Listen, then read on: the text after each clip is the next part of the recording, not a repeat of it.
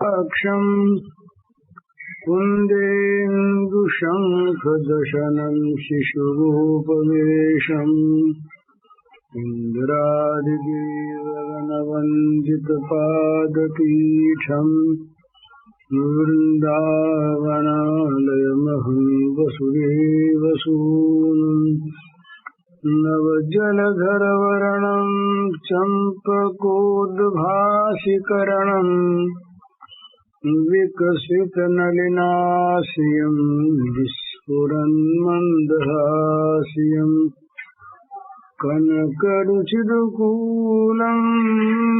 चारुवर्हावचूलं कमपि निखिलसारं ॐ गोपीकुमारम्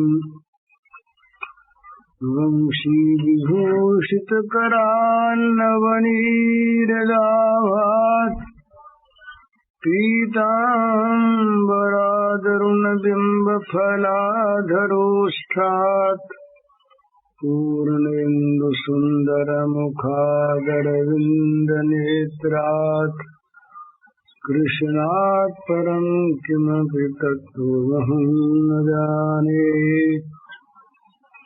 प्रधानतया दो निष्ठा है, एक ज्ञान निष्ठा, एक योग निष्ठा। एक में सारा जगत स्वप्नवत है, मायामय है, जो कुछ दिखता है ये है नहीं। देखना और देखना दोनों ही भ्रम है।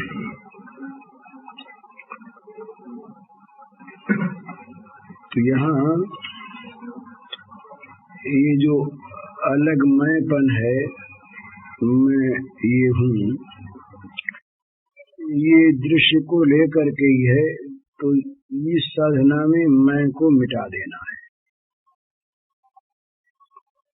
दूसरी साधना वो कुछ सरल है, फल वही है, उसमें इस मैं को मिटाना नहीं है, मैं को भगवान का दास बना देना है। या तो मैं मेरा रहे नहीं, और या मैं भगवान का दास और भगवान के चरण कमल ही मेरे, ये रहे। मैं दासत्व में परिणत हो जाए और मेरा ममता केवल भगवान के चरणों में रहे। कै ममता कर राम सो, कै ममता पर हेल। तो दोनों में ही एक बात है, जगत के मोह का, जगत के हमारी दृष्टि में समझे हुए, जाने हुए, कल्पना किए हुए हानि लाभ का परित्याग करना पड़ता है। जहाँ जगत मायामय है, कल्पनामय है, स्वप्न के दृश्यवत है, वहाँ तो जगत का हानि लाभ कुछ है ही नहीं। जगत भगवद रूप है। और जहाँ हम भगवान के दास हैं, वहाँ हमारा जो कुछ भी होता है सारा विधान भगवान करते हैं। भगवान मंगलमय हैं, मंगल विधान करते हैं। इसलिए वो जो कुछ करते हैं वही ठीक है। अपनी दृष्टि से हानि लाभ का कोई प्रश्न रह नहीं जाता भक्त के लिए, दास के लिए। दास जो है वो तो भगवान के अनुगत है, अपने स्वामी के, प्रभु के अनुगत है। प्रभु उसके लिए जो व्यवस्था करेंगे वही व्यवस्था उसके लिए उचित और लाभजनक है। भगवान की हुई व्यवस्था से पृथक किसी और व्यवस्था की कल्पना उसके मन में नहीं आ सकती। ये एक सिद्धांत समझ लेने का है कि जगत को मायामय कल्पना स्वप्नवत मानने पर भी यदि हमारे मन माने जगत के हानि लाभ हमें सुख देते हैं तो हमने जगत को कल्पनामय नहीं माना। और भगवान के दास होने पर भी हम यदि मनमाना अपना हानि लाभ समझते हैं और उसे प्राप्त या प्राप्त करना चाहते हैं तब भी हम भगवान के दास नहीं हुए। दास्य भक्ति में सबसे बड़ी समझने की चीज है समर्पण। दास्य भक्ति में सेवक का समर्पण है भगवान के प्रति।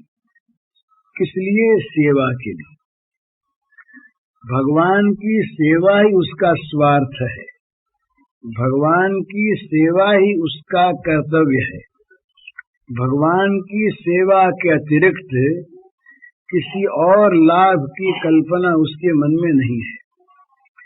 यदि कभी सेवक के मन में अपने लाभ की कोई अलग कल्पना हो जाए, भाई इतने मैं सेवा करता हूँ, मुझे क्या मिलेगा, इस सेवा से मुझे क्या लाभ हुआ, इससे तो मेरे अमुक स्वार्थ में नुकसान हो गया, अमुक काम मेरा नहीं बना, इस प्रकार की अपने को लेकर अलग जहाँ कल्पना होती है वहाँ सेवामय जीवन नहीं है। सेवक के लिए तो बस एक ही बात है, सेवा कैसे बने। चिंता यदि कभी होती है तो सेवा में त्रुटि न हो जाए इस बात की होती है। चिंता यदि कभी होती है तो सेवा में त्रुटि हो गई ये समझकर होती है। अपना लाभ सेवा के सिवा कोई दूसरा भी है ये कल्पना उसके मन में नहीं होती। इसीलिए प्रहलाद ने भगवान से कहा कि भगवान सेवा के बदले में सेवक को आप कुछ देना चाहते हैं तो ये क्या बात है। सेवक यदि सेवा की उसे वृद्धि मिले, सेवा में और अधिक अधिकार मिले, सेवा करने की और शक्ति मिले, सेवा करने का और बल मिले, ये तो ठीक है। पर किसी और चीज से, किसी और वस्तु से सेवक का स्वार्थ सधता हो, ऐसी बात यदि सेवक के मन में है तो सेवक ने केवल सेवा को ही अपना स्वार्थ नहीं माना, केवल सेवा को ही अपना जीवन नहीं माना। उसके जीवन में सेवा के अतिरिक्त किसी अन्य वस्तु का महत्व भी है, अन्य वस्तु की उसे आवश्यकता भी है, और वो अन्य वस्तु चूंकि वो सेवा ही करता है तो सेवा के बदले में प्राप्त करना चाहता है। वो रोटी खाए आपत्ति नहीं, पर रोटी इसलिए खाए कि सेवा करने की शक्ति मिलेगी। स्वाद के लिए, सेवा रहित जीवन बिताने के लिए शरीर की भोगार्थ शक्ति प्राप्त करने के लिए वो भोजन नहीं करे। सेवक का भोजन, शयन, संसारिक कार्य, पारमार्थिक कार्य जो कुछ भी वो करता है वो सब सेवा के अंगभूत करता है। तो यदि हमने जगत को मायामय स्वप्नवत माना तब जगत इस रूप में नहीं रहता, अतएव जगत के हानि लाभ का हम पर असर नहीं होना चाहिए। और हम यदि भगवान के दास हो गए तब भी हम पर जगत के हानि लाभ का असर नहीं होना चाहिए, क्योंकि हमारा स्वार्थ तो, हमारा जीवन तो सेवा है, इसके सिवा किसी और हानि लाभ को सेवक जानता नहीं।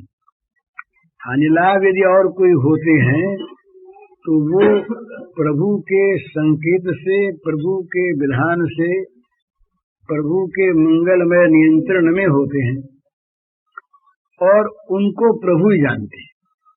कब क्या होना चाहिए, कब क्या नहीं होना चाहिए, उस सेवक के लिए ये बात सेवक सोचने की शक्ति और समय नहीं देखता, क्योंकि जितना समय वो अपने लिए सोचेगा उतना समय सेवा से वंचित होगा।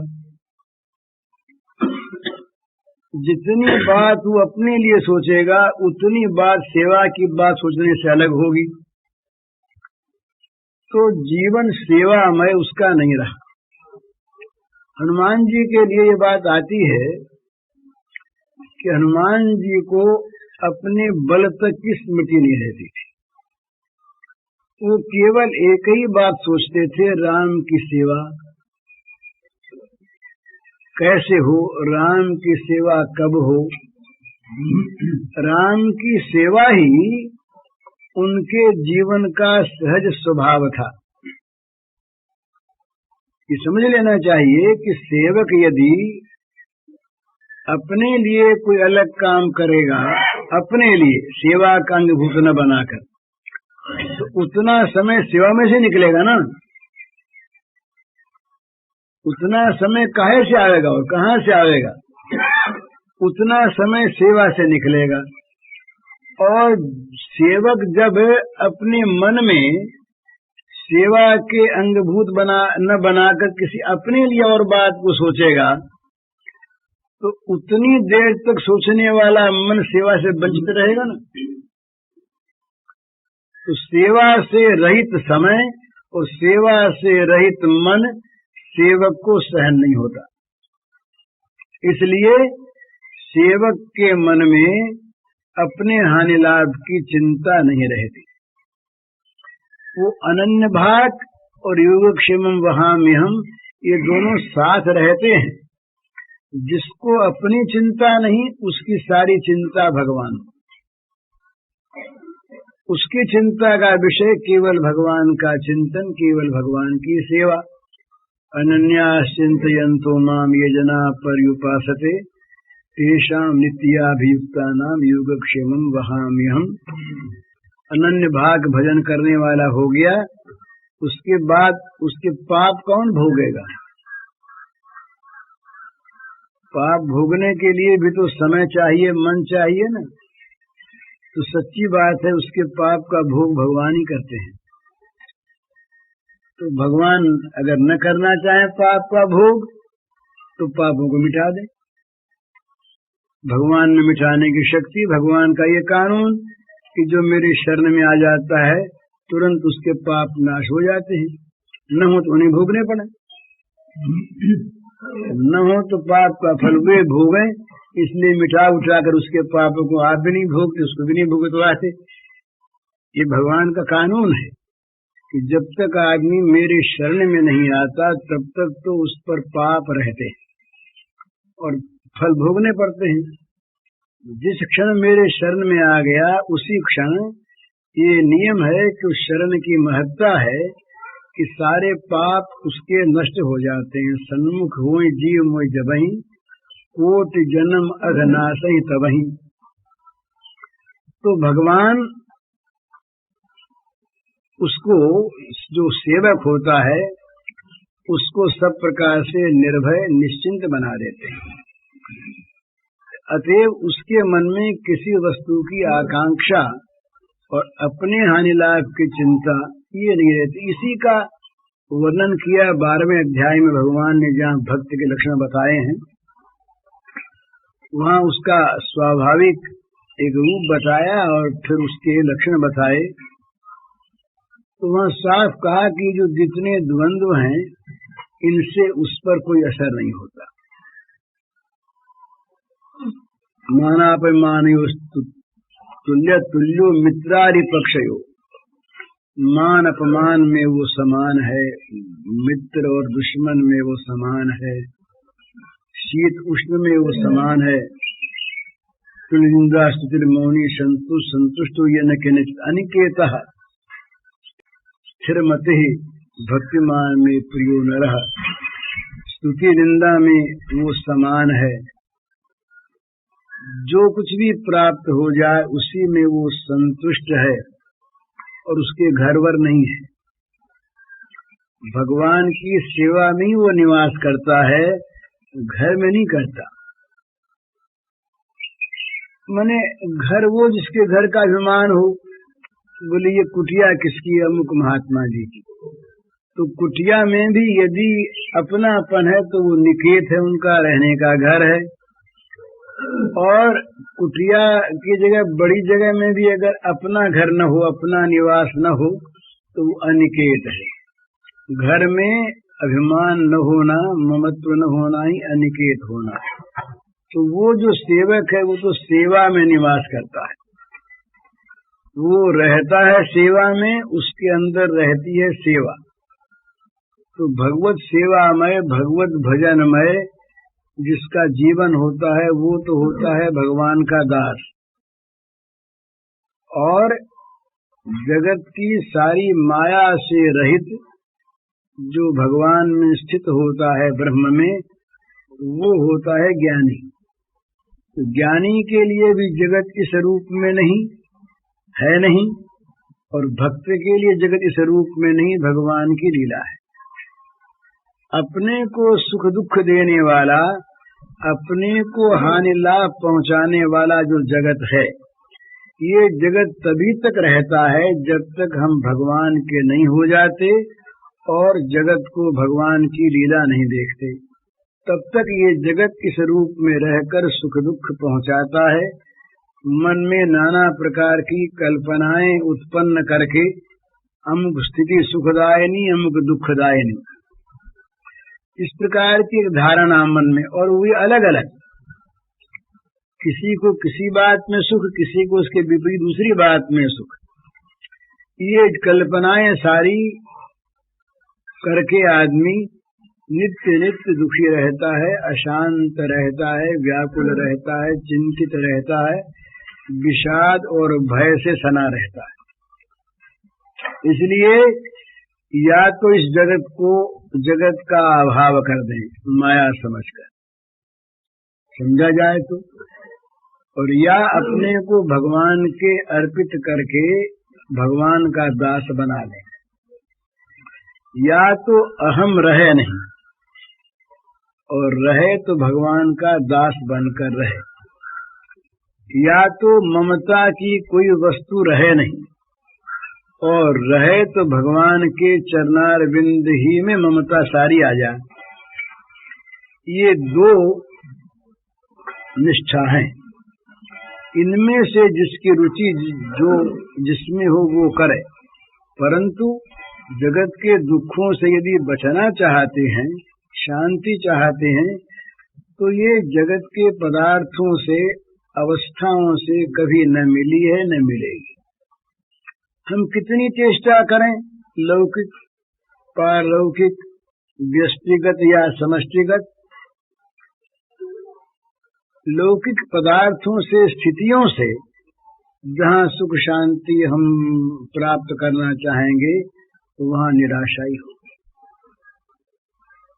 कभी भी किसी को आज तक लौकिक स्थितियों से, अवस्थाओं से, पदार्थों से न शांति मिली है न मिल सकती है। भगवान ने शांति के कई उपाय बताए। विहाय कामान यः सर्वान् उमा शरत निष्पृह निर्ममो निरहंकार स शांतिमधिगच्छति। शांति प्राप्त करना हो तो ये उपाय करने चाहिए। शांति को कौन प्राप्त होता है? तो भगवान ने कहा कि सारी कामनाओं को जो छोड़ देता है,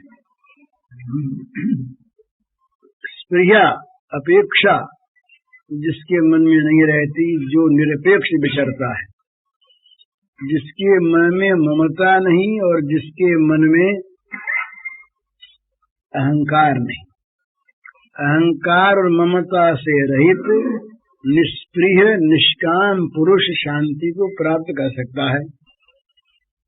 तो या तो जगत मायामय हो जाए तो कहीं अहंकार, ममत्व, कामना, अपेक्षा, तृष्णा रहे नहीं, अथवा दूसरी उपाय भगवान ने बताई, भोक्तारम यज्ञ तपसाम सर्वलोक महेश्वरम सुहृदम सर्वभूतानां ज्ञात्वा माम शांति मृच्छति।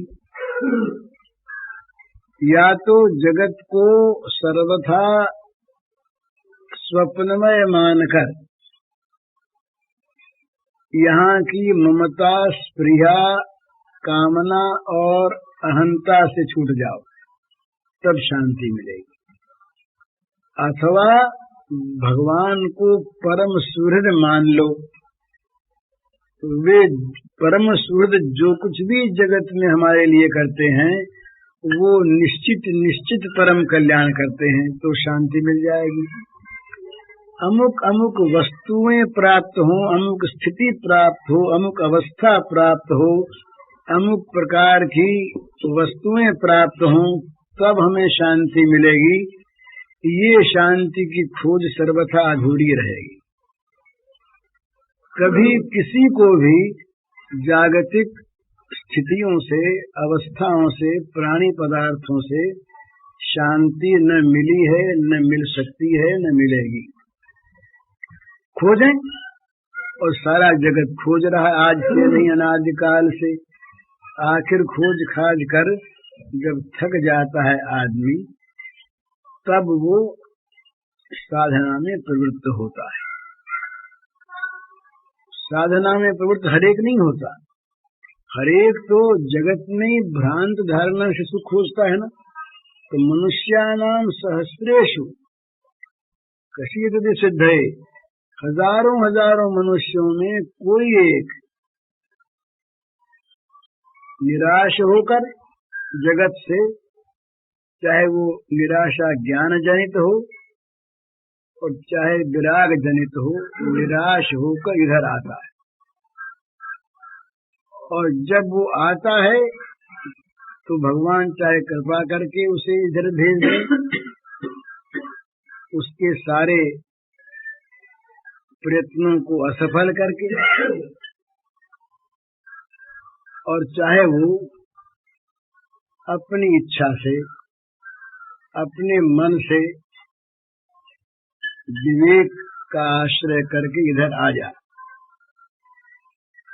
ये निश्चित बात है कि चाहे जब समझ में आवे ना आवे, सत्य जो है ये सत्य ही रहेगा। कोई उसको सत्य माने या न माने, सत्य समझे या न समझे, समझने वाले की बुद्धि के कारण से वस्तु का रूपांतर नहीं होता।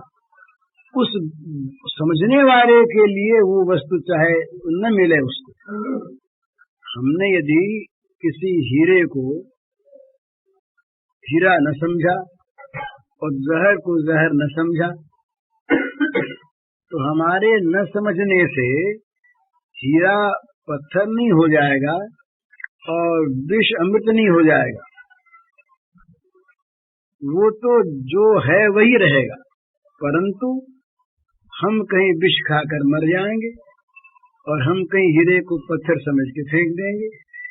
हम भले ही उससे वंचित हो जाएं या उससे लाभान्वित हो जाएं या उसका बुरा फल प्राप्त करने बेसमझी से, वस्तु तत्व जो है उसकी सत्ता उसी रूप में रहेगी जिस रूप में वो है। तो हम चाहे इस चीज को न माने कि भाई भोगों में सुख नहीं है, भगवान में ही सुख है। संसार के प्राणी पदार्थों में, अवस्थाओं में, स्थितियों में शांति नहीं है, भगवत चरणार विंद में ही शांति है। इस बात को हम चाहे न समझें, चाहे न स्वीकार करें, चाहे इससे विपरीत धारणा रखें, पर जो सत्य है वो सत्य ही रहेगा। जब कभी मनुष्य को शांति मिलेगी तो या तो जगत को स्वप्नमय समझकर इसका परित्याग करने से मिलेगी, या जगत को भगवान की लीला समझकर भगवान का दासत्व ग्रहण करने पर मिलेगी। जब तक हम हानि लाभ की जागतिक दृष्टि से, भौतिक बुद्धि कौशल से सोचकर और यहाँ की हानि को मिटाने जाएंगे और यहाँ के लाभ को प्राप्त करने की सोचते रहेंगे, वहां तक नई नई हानियों का स्वरूप हमारे सामने आता रहेगा, नई नई हानियों की कल्पना हमारे मन में आती रहेगी और लाभ हमारा आगे से आगे सरकता चला जाएगा। ये हो तब ठीक हो, ये हो तब ठीक हो, ये हो तब ठीक हो, एक कमी का बोध निरंतर मन में बना रहेगा। कहीं पर भी अंतिम श्वास तक कोई भी जो केवल भौतिक पदार्थों से और भौतिक बुद्धि से सुख शांति प्राप्त करना चाहता है, अंतिम श्वास तक वो खोज में रहेगा, उसको मिलेगी नहीं, क्योंकि वहाँ है नहीं। जो वस्तु जहाँ है नहीं वहाँ से मिल नहीं सकती। तो संसार के जितने भी ये प्राकृतिक औपाधिक पदार्थ हैं, प्राणी हैं, ये सब के सब अपूर्ण हैं, अनित्य हैं, परिवर्तनशील हैं। तो जो वस्तु परिवर्तनशील है वो सम नहीं हो सकती, जो वस्तु अनित्य है वो सदा रह नहीं सकती, और जो वस्तु अपूर्ण है वो कभी पूर्णता का अनुभव करा नहीं सकती। अपूर्ण वस्तु नित्य कमी को हमारे सामने रखेगी। स्वाभाविक ये कमी है। परिवर्तनशील वस्तु निरंतर अपना बदलता हुआ रूप दिखाती रहेगी, स्थिति एक सी नहीं रहेगी। यहाँ की कोई वस्तु, अवस्थाएं, लड़के थे वो लड़कपन मर गया, जवान हुए, बूढ़े हुए, बीमार हुए, वस्तुओं का रूप बदला, स्थितियां बदली। आज धनी है कल गरीब हो गया, आज गरीब है कल धनी हो गया, आज स्वस्थ है कल बीमार हो गया, आज बीमार है कल स्वस्थ हो गया। तो परिवर्तनशीलता, अनित्यता और अपूर्णता ये प्रत्येक प्राकृतिक पदार्थ में सहज हैं। तो जो अनित्य है, जो अपूर्ण है और जो परिवर्तनशील है वो कभी सुखदायिनी स्थिति नहीं दे सकती। इसलिए जगत की प्रत्येक स्थिति हम भूल से मान लेते हैं कि अमुक स्थिति को जो प्राप्त हैं वो सुखी होंगे।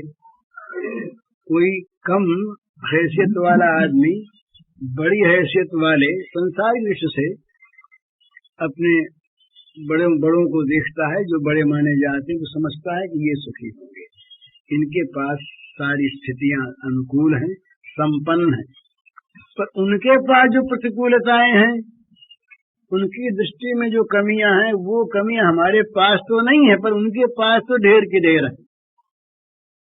जिस चिंता नल में हम जलते हैं उससे कहीं अधिक में वो जलते हैं। क्यों जलते हैं? स्वाभाविक बात है। जिन पदार्थों में वो हैं वो सारे पदार्थ स्थितियां परिवर्तनशील हैं, अनित्य हैं और अपूर्ण हैं। तो इस सिद्धांत के अनुसार अनित्य, अपूर्ण और परिवर्तनशील जो वस्तु स्थिति पदार्थ हैं, प्राणी हैं, उनमें नित्य सुख शांति, पूर्ण सुख शांति की संभावना कभी हो नहीं सकती। अतएव कभी भी इनसे सुख शांति नहीं मिल सकती। अगर सुख शांति की चाह है और बुद्धि भगवान ने ठीक कर दी है, तो उसी मार्ग पर जाना होगा और उसी जगह पहुंचना होगा जहाँ सुख शांति है। हम न माने न चले तो इससे वो न तो मार्ग दूसरा बदल देगा और न वो वस्तु स्थिति बदलेगी। जैसी जो है वैसी रहेगी, हम वंचित रह जाएंगे। इसलिए बुद्धि का ठीक होना, ठीक ठीक समझना ये आवश्यक है। बुद्धि की शुद्धि के लिए ही आराधना, सत्संग, स्वाध्याय, पूर्व के ऋषि मुनियों की वाणी का अध्ययन, ये आवश्यक है, जिससे हमारी बुद्धि में जो विपर्यय हो रहा है, हम जो बुरे को भला, पाप को पुण्य, हानि को लाभ मान रहे हैं, ये हमारी जो विपरीत बुद्धि है, इसी से प्रेरित होकर हम जगत में नए नए दुखों का, नई नई अशांतियों का आवाहन, निर्माण और आविष्कार कर रहे हैं। और इसमें हम अच्छा समझते हैं, तभी करते, नहीं तो क्यों करते। बुद्धि का ठीक होना, ठीक समझना ये आवश्यक है। बुद्धि की शुद्धि के लिए ही आराधना, सत्संग, स्वाध्याय, पूर्व के ऋषि मुनियों की वाणी का अध्ययन ये आवश्यक है, जिससे हमारी बुद्धि में जो विपर्यय हो रहा है, हम जो बुरे को भला, पाप को पुण्य, हानि को लाभ मान रहे हैं, ये हमारी जो विपरीत बुद्धि है, इसी से प्रेरित होकर हम जगत में नए नए दुखों का, नई नई अशांतियों का आवाहन, निर्माण और आविष्कार कर रहे हैं। और इसमें हम अच्छा समझते हैं, तभी करते, नहीं तो क्यों करते। चोर चोरी करता है ना, वो भी अपनी जान में लाभ की आशा से करता है, हालांकि बुरी चीज है। डकैती करने वाला, खून करने वाला भी समझता है अपने मन में इसको मार देंगे तो निष्कंटक हो जाएंगे, अगली बार भूल जाता है। तो वहां वो अपनी जान में उस समय, चाहे वो क्षणिक ही उसका उस प्रकार का विचार हो, पर विचार होता अपने भले का ही। गुस्से में आदमी जब बहुत ज्यादा आविष्ट होता है, क्रोधाविष्ट, उस समय भी एक धुंधली सी बात उसके मन में आती है कि मर जाए तो आराम हो, मार दे तो आराम हो। तो ये उस समय भी अपना सुख देखता है, चाहे वो भ्रांत हो। तो मनुष्य बुराई में भी सुख देखता है, ये उसकी नियत खराब नहीं, बेईमानी कहते उसको, पर बुद्धि विपरीत है, ये कहना पड़ेगा। बुद्धि उसकी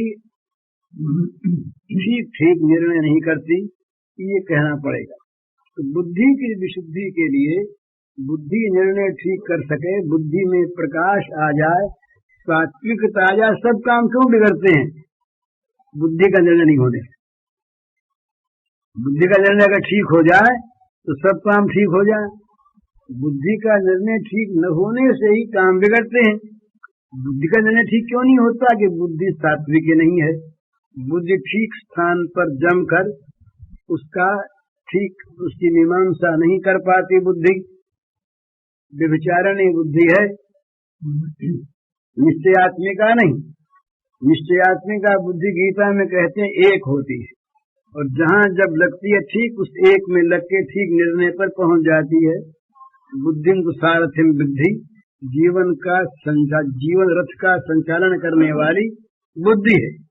बुद्धि अब जहां जाना है उस चीज को न देखकर, और स्टेशन जाना भूल जाए सारथी कहाँ जाना है, या 20 चीज सामने आ जाए, वहां जाए कि वहां जाए, तो पहुंचेगा कैसे? तो निश्चयात्मक होना चाहिए बुद्धि को। तो बुद्धि निश्चयात्मिका होती है तो ठीक निर्णय करने वाली होती है। निश्चयात्मिका बुद्धि कब होती है? जब सात्विकी होती है, जब उसमें ठीक प्रकाश आता है, जब वो धुंधली नहीं होती, तमसाच्छन्न नहीं होती। तामसी बुद्धि जो है अंधकाराच्छन्न, उसका निर्णय उल्टा होता है। अधर्मम धर्ममित्या मन्यते तमसावृता सर्वार्थान विपरीतांश्च बुद्धि सा पार्थ तामसी। तो तामसी बुद्धि ये मनुष्य को गिराती है। तामसी बुद्धि अमुक में हो अमुक में न हो सो बात नहीं है। जिसकी भी वृत्ति अधिक विषयादिष्ट है, जिसका मन अधिक विषयासक्त है, उसकी बुद्धि तामसी हो जाएगी। क्योंकि ये विषय चिंतन, आसक्ति, कामना, क्रोध, सम्मोह, स्मृति भ्रष्ट करके बुद्धि का नाश करता है। ये क्रम है। विषयों का चिंतन, चिंतन से आसक्ति, आसक्ति से कामना, कामना से क्रोध या लोभ, क्रोध या लोभ से स्मृतिभ्रंश, स्मृतिभ्रंश सम्मोह, सम्मोह से स्मृतिनाश, स्मृतिनाश से बुद्धिनाश। ये भगवान ने गीता में क्रम बताया। ध्यायतो विषयान् पुंस संगस्तेषु विजायते, संगात् संजायते कामः, कामात् क्रोधो विजायते, क्रोधात् भवति सम्मोह, सम्मोहात् स्मृति विभ्रम, स्मृतिभ्रंशात् बुद्धिनाशो, बुद्धिनाशात् प्रणश्यति। बोले भाई क्या करें, बुद्धि मारी गई थी, बुद्धि नष्ट हो गई, सर्वनाश हो गया। सर्वनाश का मूल बुद्धिनाश, बुद्धिनाश का कारण स्मृतिभ्रंश, स्मृति भ्रष्ट होने का कारण सम्मोह, सम्मोह का कारण क्रोध या लोभ, क्रोध या लोभ का कारण कामना, कामना का कारण विषयासक्ति, और विषयासक्ति का कारण विषय चिंतन। तो विषय चिंतन जितना अधिक मनुष्य के होता रहेगा, उतना ही अधिक उसकी बुद्धि भ्रंश होने की संभावना रहेगी। विषय चिंतन के बदले में भगवत चिंतन हो, बस यही साधना यहीं से आरंभ है। विषय चिंतन के बदले में भगवत चिंतन होने लगे, भोगों की स्मृति के बदले भगवान की स्मृति होने लगे, भोगों की चिंता के बदले में स्मृति न होने की चिंता होने लगे, भोगों में लगने वाला मन भगवान में लगने लगे। इस प्रकार की स्थिति हो जाए, उसका नाम साधन प्राप्त पुरुष की स्थिति है। और इसमें जो लगना है, ये साधना का प्रारंभ है, इसमें लगना ही होगा। कभी न कभी, आज नहीं तो इस जीवन में लगे, 10 वर्ष के बाद, 20 वर्ष के बाद, जब कभी जीवन में सुख शांति की सच्ची चाह होगी, इधर मुड़ना ही पड़ेगा। कोई नान्य पंथा विद्यते, वो दूसरा कोई पंथ है ही नहीं, रास्ता है ही नहीं, इसके सिवा इधर आना ही पड़ेगा, इसके सिवा कोई मार्ग नहीं। इधर आए बिना काम चलेगा ही नहीं। बारी मथे बरु हो घृत, सिकता थे बरु तेज, बिनु हरि भजन न भवतरी, ये सिद्धांत यपेद। जल में से, जल के मंथन से क्या घृत निकल आवे है, नहीं निकलेगा नहीं। और बालू के पेरने से चाहे तेल निकल आवे, परंतु बिना भजन के भव सागर से तरना होगा ही नहीं। तो जिसको भी सुख शांति की चाह होगी, उसको अंत में आज नहीं कल, वर्षों बाद या दूसरे तीसरे जीवन में या हजारों जीवन के बाद इस तरफ बाध्य होकर आना ही पड़ेगा, दूसरा कोई मार्ग नहीं। आज आ जाए, बुद्धिमत्ता है, इसी जीवन में सफलता मिल जाएगी, ये अपेक्षित नहीं है प्रारब्ध के। भगवत प्राप्ति का जो सुख है, ये प्रारब्ध जनित नहीं है। प्रारब्ध इसमें बाधक भी नहीं हो सकता अगर प्रबल इच्छा हो तो, क्योंकि ये इच्छा जनित है ना। भगवत प्राप्ति है इच्छा का फल, और भोग प्राप्ति है कर्म का फल। भोग में कर्म की अपेक्षा है, कर्म यदि न हो तो उस प्रकार का भोग नहीं मिलेगा। पर भगवान की प्राप्ति इच्छा से होती, इच्छा प्रबल हो जाए तो कर्म कुछ भी रहे, कोई कर्म बाधक नहीं होता उसमें, क्योंकि वो इच्छा की वस्तु है, अपनी वस्तु है अपने पास, इच्छा करने पर ही मिलती है। भोग तो है नहीं, भोग तो है नहीं, वो तो उसके लिए तो कर्म चाहिए। पर भगवान तो हैं, नित्य हैं, सत्य हैं, सदा साथ हैं, सबके साथ हैं, सब समय हैं, सर्वत्र हैं। इसलिए भगवत प्राप्ति इच्छा जनित होने के कारण से अभी हो सकती है। तो चाहे हम आज कर लें और चाहे 1000 वर्ष के बाद करें, चाहे न करें, जब कभी करनी होगी तो बस इस मार्ग पर आना पड़ेगा। तो उस मार्ग के 2 स्वरूप हैं, या तो जगत स्वप्नवत अलीक है, और या जगत भगवान से भरा है। या तो जगत को स्वप्नवत मानकर इसमें केवल व्यावहारिक क्षेत्र में अनासक्त होकर काम करें, और या जगत को भगवान का लीला क्षेत्र मानकर लीला में भगवान के सेवक बनकर प्रत्येक कार्य उनकी सेवा का करें। इन दो भावों में से जो भाव जिसको रुचिकर हो उसी भाव को ग्रहण कर ले और इस मार्ग पर आ जाए। इस मार्ग पर आए बिना शांति सुख नहीं मिलेंगे, चाहे वो प्रयास व्यक्तिगत हो चाहे समष्टिगत हो, वो प्रयास विफल ही होगा। इसीलिए अपने यहाँ त्याग की शिक्षा प्रधान है। संसार ईश्वर से भरा है और इसमें जो भोग है वो भोग ईश्वर की सेवा के लिए, तो भोगों में से आसक्ति निकाल कर भोगों को भोग। ईशावास्यमिदं सर्वम् यत्किंचित् जगत्याम जगत्तेन त्यक्तेन भुंजी था मागधस्य सचिवधनम। उपनिषद का मंत्र है कि भगवान से भरा हुआ जगत, त्याग पूर्वक भोगो यहाँ पर, तब तो ठीक। और कहीं भोग बुद्धि से भोगने लगे तो भोग तो सकोगे ही नहीं और बंधन हो जाएगा। बुरे सूर्या नाम के लोका, जो अंधकार में तमोमय जो योनियां और लोग उनमें जाना पड़े, ये मनुष्य जीवन की बड़ी भारी असफलता होगी। इसलिए मनुष्य जीवन का वास्तविक काम है उसी में लगना और उसी करना चाहिए। पूज्य श्री भाई जी ने यह प्रवचन गीता वाटिका गोरखपुर में 6/8/1958 सोमवार को दिया था। इसका शीर्षक है बुद्धि से ठीक ठीक निर्णय करें और इसका कैसेट संख्या है 85।